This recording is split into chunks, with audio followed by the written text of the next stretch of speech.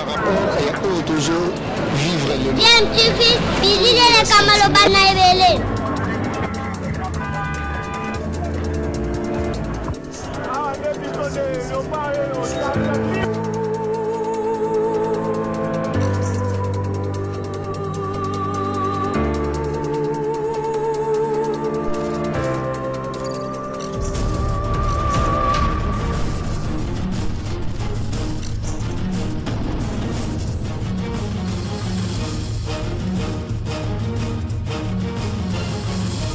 DMTV toujours en avant.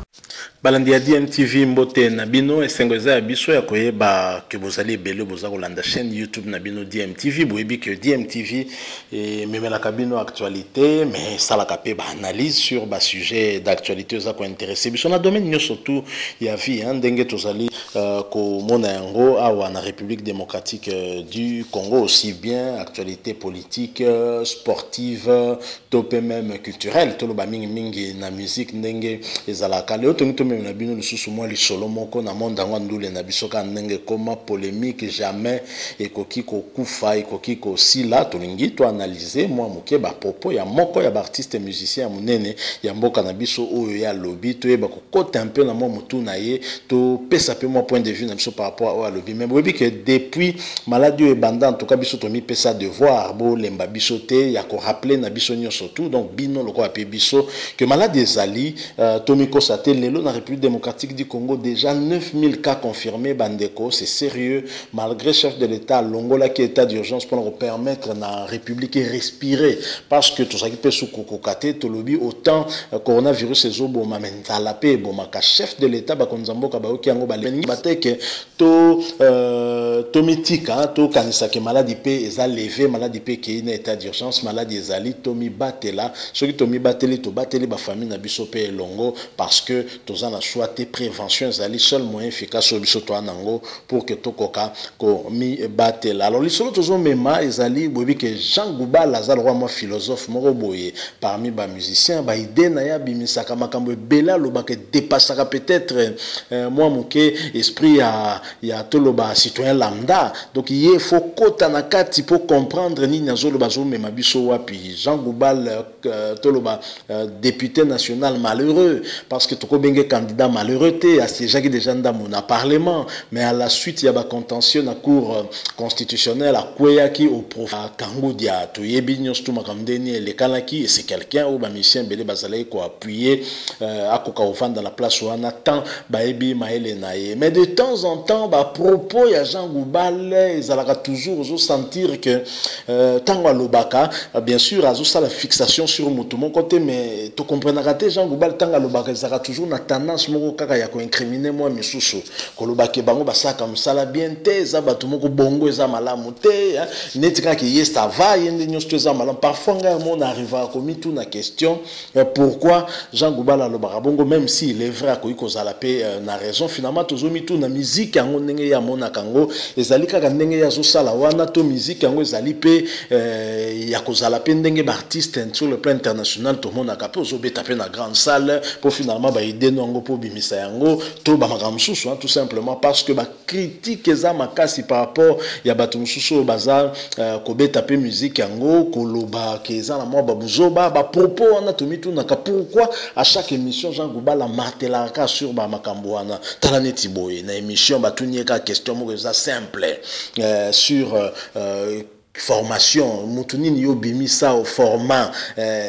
bon quand on réponse à Jean Goubal vraiment tabino moko ko bimate que netika polémique na mutu moko songolo azaka na grand formateur de tout monde yango moi ndenge mais nazo proposer bino bolanda extrait oyo boyo ka Jean Goubal attentivement beaucoup réponse et ensuite tozozonga pour que to conclure sujet na biso. Je rappelle que bozolanda DMTV chaîne YouTube na bino sokozana abonné s'il vous plaît cliquez au comme abonné ko bossa na te cloche ya notification wana et remettre au courant dès que tu retiens prochaine vidéo en ligne. Merci beaucoup. Suivons Jean Goubal Kalala. Nous nous retrouvons tout de suite après. Encyclopédie aux gens dans la musique. Dès tout le monde n'aura pas d'artiste sous exemple à Hanson, à Missa Héritier, Watanabe, à Missa Balaferi Gola. Maintenant Jacques Goubal, à Missa Nani, ou à couper cette image que n'a pas pas Jean Goubal. Pas ma diète, mais la bandit guitare à 5 ans. mangala na bino wana na ngango mpenza te nazoyekola musique na ndenge na ngai naobeta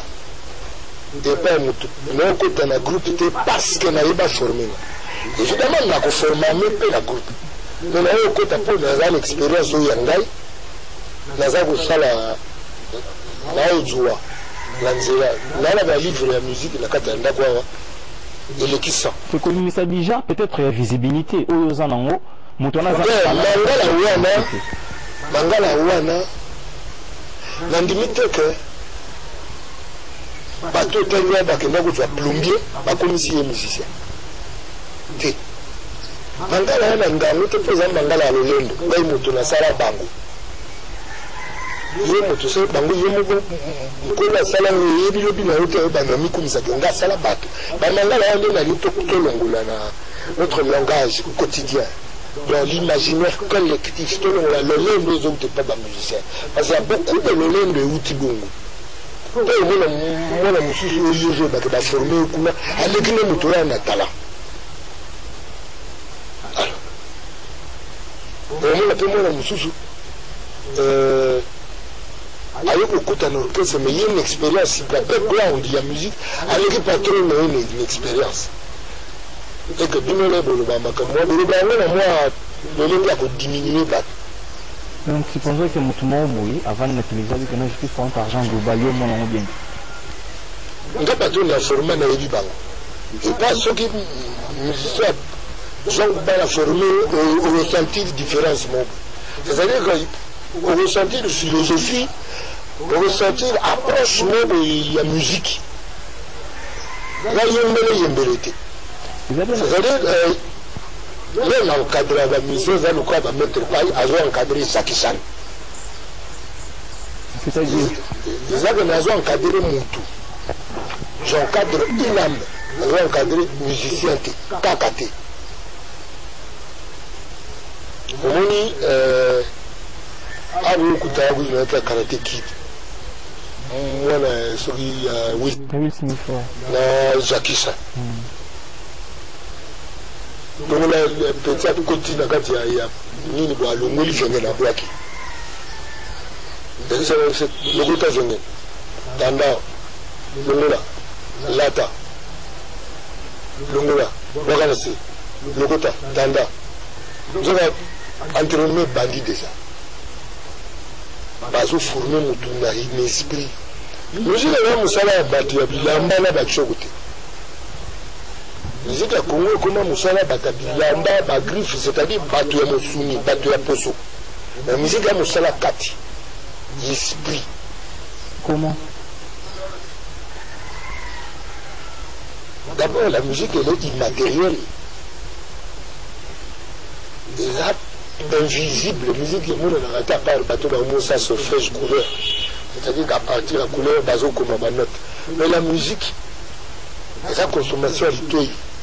innover peut ça mais eza comme na litoi eza nanu na kati ya conception na kati esprit balandi ya DMTV mbote na bino esengo eza ya biso ya koyeba ke bozali ebele boza kolanda chaîne YouTube na bino DMTV boyebi ke DMTV memelaka bino actualité mais salaka pe ba analyse sur ba sujet d'actualité eza ko intéresser biso na domaine nyo surtout ya vie ndenge tozali ko mona yango awa na République démocratique du Congo aussi bien actualité politique sportive topé même culturelle toloba mingi na musique ndenge ezalaka leo même na bino lisusu mwa lisolo moko na monde ngwa ndule na biso ka ndenge koma polémique jamais ekoki kokufa ekoki kosila tolingi to analyser mwa moke ba propos ya moko ya ba artiste musicien ya munene ya mboka na biso oyo ya lobby to yeba kokota un peu na mwa mutu na ye to pesa pe mwa point de vue na biso par rapport au lobby mais boyebi que depuis maladie e banda en tout cas biso to mi pesa devoir bo lemba biso te ya ko rappeler na biso nyo surtout donc bino loko ape biso que maladie ezali to mi kosate lelo na République démocratique du Congo, déjà 9000 cas confirmés, Bandeko, c'est sérieux, malgré chef de l'État, Longola qui est état d'urgence pour nous permettre na République de respirer, parce que tout ça qui peut sous kokokate, tout lobby, autant coronavirus et zobo, ma mentalape, bon, ma chef de l'État, bakonzambo, kabaoki, ango, baleni, bateke, to mitika, to kanisake, maladie pe, eza levé, maladie pe, qui est état d'urgence, maladie ezali, tomi batela, ceux qui tomi bateli, to bateli, ba famille na biso pe longo, parce que tozan a choisi prévention, ezali seul moyen efficace sur biso to anango, pour que to koka, ko mi batela. Alors, les solos tozon mema, ezali, bobi que Jean Gouba, Lazare, roi, moi, philosophe, moro boye, parmi ba musiciens, ba idée na ya bimisaka makambo bela, lo ba que dépassera peut-être, moi, mouke, esprit ya toloba citoyen lambda. Donc il faut kota na kati pour comprendre ni nazo lo bazo mema biso wapi. Jean Goubal toloba député national malheureux parce que toko benge candidat malheureux té à siéger déjà dans mon parlement, mais à la suite il y a ba contentieux na cour constitutionnelle à Kweyaki au prof Kangodia to yebi nyos to makamdeni le kanaki et c'est quelqu'un au ba mission belé bazalé ko appuyer à koka ofan dans la place où on attend ba ebi maele naye. Mais de temps en temps ba propos ya Jean Goubal ils allera toujours sentir que tango lobaka bien sûr azo ça la fixation sur mon côté mais tu comprends raté Jean Goubal tango lobaka ils allera toujours na tendance moko kaka ya ko incriminer moi misusu ko lobaka bango ba ça comme ça la bien te za batu moko bongo eza malamu te netika ki yes ça va yende nyosto eza malamu parfois on arrive à commis tout na question pourquoi Jean Goubal lobaka bongo même si il est vrai ko ikozala pe na raison finalement tozomi tout na musique yango ndenge ya mona kango ezali kaka ndenge ya zo sala wana to musique yango ezali pe ya kozala pe ndenge ba artiste sur le plan international to mona ka pe ozobeta pe na grande salle pour finalement ba idée nango po bimisa yango to ba makamsusu tout simplement parce que ba critique eza makasi par rapport ya bato mususu baza kobeta pe musique yango koloba keza na mwa babuzoba ba propos wana to mitu na ka pourquoi à chaque émission Jean Goubal martelaka sur ba makambo wana tala neti boye na émission batunieka question moko eza simple sur formation mutunini yo bimisa au format boyoka non réponse à Jean Goubal vraiment tabino moko ko bimate que netika polémique na mutu moko songolo azaka na grand formateur nde tomonyango moi ndenge mais nazo proposer bino bolanda extrait oyo boyoka Jean Goubal attentivement boka réponse et ensuite tozozonga pour que to conclure sujet na biso. Je rappelle que bozolanda DMTV chaîne YouTube na bino soko zanon abonné s'il vous plaît cliquez comme abonné ko bossa na te cloche ya notification wana et remettre au courant dès que tu retiens prochaine vidéo en ligne. Merci beaucoup. Suivons Jean Goubal Kalala. Nous nous retrouvons tout de suite après.